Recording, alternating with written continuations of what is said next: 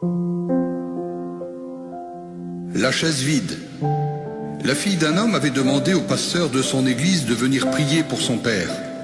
Lorsque le pasteur arriva, il trouva l'homme étendu dans son lit, sa tête soulevée par des oreillers. Il y avait une chaise vide à côté de son lit.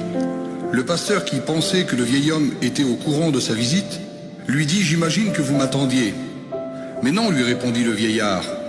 Le pasteur lui répondit « J'ai vu une chaise vide, alors j'en ai déduit que vous saviez que j'allais venir. »« Ah oui, la chaise vide, dit l'homme. Pouvez-vous fermer la porte, s'il vous plaît ?» Un peu gêné, le pasteur ferma la porte. « Je n'avais jamais dit cela à personne, même pas à ma fille, avoua le vieil homme.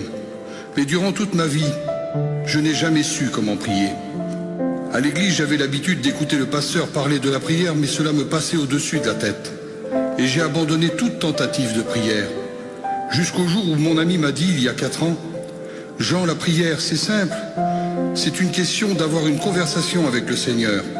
Voici ce que je te conseille. Assieds-toi sur une chaise et place la chaise vide en face de toi. Et dans ta foi, vois Jésus assis sur cette chaise vide. Ce n'est pas effrayant ou étrange, parce qu'il a fait cette promesse, je serai avec vous tous les jours. Puis parle avec lui de la même manière dont tu le fais avec moi maintenant. » Alors j'ai essayé, et j'ai tellement aimé cela que maintenant je lui parle quelques heures par jour.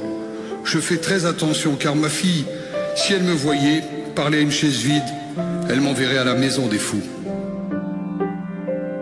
Le pasteur fut si profondément touché qu'il encouragea le vieil homme à continuer son voyage de cette façon.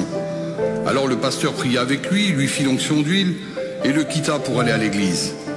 2 jours plus tard, la fille du vieil homme appela le pasteur pour lui dire que son père était mort dans l'après-midi. Le pasteur demanda « Est-il mort en paix ?» Oui, lorsque je suis sorti vers 2 heures, il m'a demandé de s'approcher de lui, puis il m'a dit qu'il m'aimait. Il m'a souri et il m'a embrassé. Je suis revenu 1 heure plus tard et j'ai trouvé mon père assis là, sans vie. Elle continua et dit « Il y avait quelque chose d'étrange à sa mort. Apparemment, juste avant de mourir, mon père s'est penché et appuyé sa tête sur la chaise vide près de son lit. Que pensez-vous de cela, pasteur ?»